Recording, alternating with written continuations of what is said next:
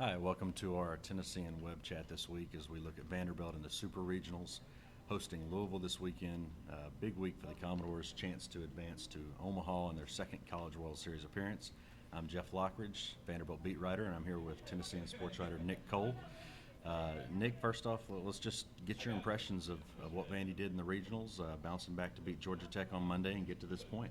Yeah, no, I mean, after Sunday night, there were a lot of people that thought, they might get a little tight and come out Monday and, with the pressure on them, but they really responded, and that game was never in doubt. So, talking to some of the players today, it sounded like, they kind of took it as a good thing that they had to face some adversity early, and they built confidence by coming through. And Corbin mentioned just an extra day of practice for those guys in terms of preparation for what's about to come.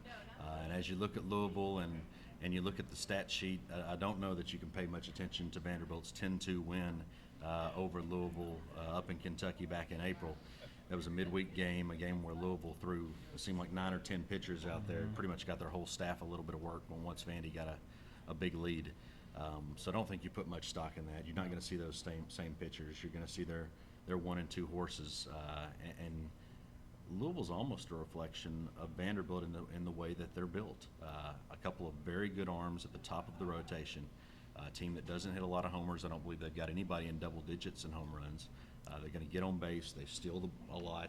Aggressive base running. 147 steals. Some good batting averages. It looks like Vanderbilt will be playing against a team that's a lot like itself. Yeah, I think you're right. Like you said, Thompson and Green are their 2 horses, similar to Zomick and Beatty. I would think that's who we expect to see Saturday and Sunday. And also, likewise, they've used several different guys as their third starter, so they may be a little bit up in the air as well on who we see on Monday if there is a Monday game. Yeah, and as we kind of look ahead at the rotations this weekend, Vanderbilt will stick with Kevin Zomick as its leadoff guy. He'll pitch on Saturday. Tyler Beatty will go on Sunday. Don't know how much of a short leash they'll have with Tyler now. 2 of his last 3 outings have been on the Rocky side, and they've had to go to the bullpen pretty early. So I think Corbin is certainly prepared for that in case that situation comes up.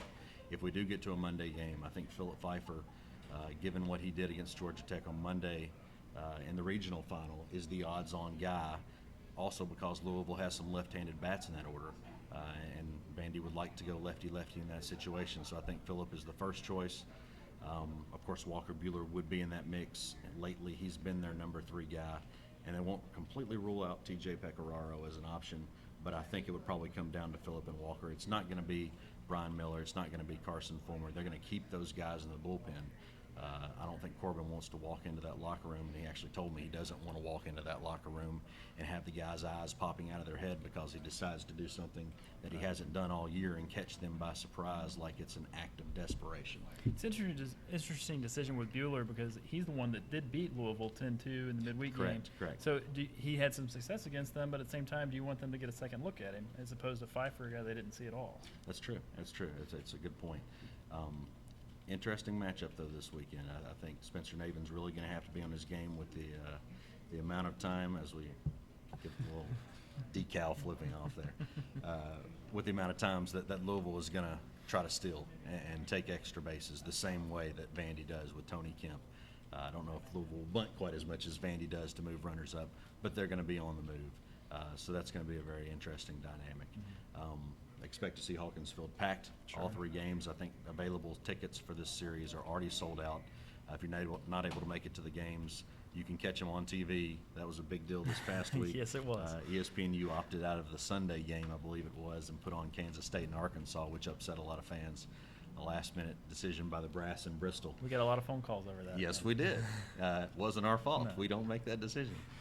But we will have Saturday's game 2 o'clock on ESPN, Sunday's game 3 o'clock ESPN, and 6 o'clock Monday would be ESPN2 if that game comes about. Last thing we'll touch on before we leave you today, going to be another big year for Vanderbilt in the Major League Baseball draft. We're going to see a lot of players go. It'll be close to double digits for Commodores, and the guy that's going to go first, of course, is Kevin Zomick. Yeah, Zomick, looking at Thursday, which is the first day of the draft, there'll be 2 rounds, and there's a pretty good chance that we'll see him go on that day. Probably be the only guy that'll go that day.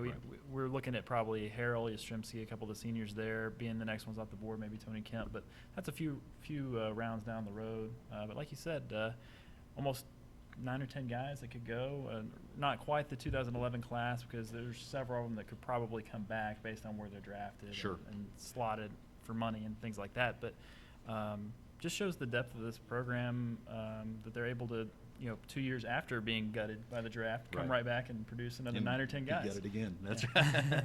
but with the draft classes they're putting together, and they're almost coupling those with number 1 recruiting classes, Right. so they're not being hurt all that much. Although they're going to take a hit when they lose guys like Connor Harrell and Mike Yastrzemski and Tony Kemp. If Tony goes, I think he's probably leaning toward going. You're probably going to lose Spencer Navin, with catchers being as valuable as they are, and getting the type of bonuses they get.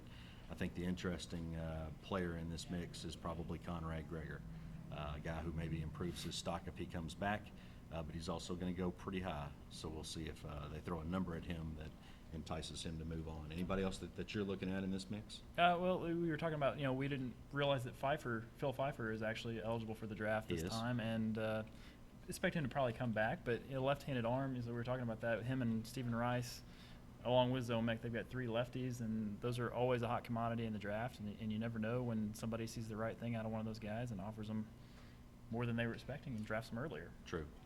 I think you'll see Pfeiffer and Rice both come back, though. Rice is just starting to peak and show what he can do coming out of that bullpen. He could have a much bigger role next year. Both could, really, yeah. Yeah, absolutely. And the deal with that, with Pfeiffer being eligible, if you are age 21 or a third-year college player, it's not and, it's or. Right. So that's how come Pfeiffer could go this year. For Nick Cole, I'm Jeff Lockridge. Thank you for joining us. See you at the ballpark this weekend.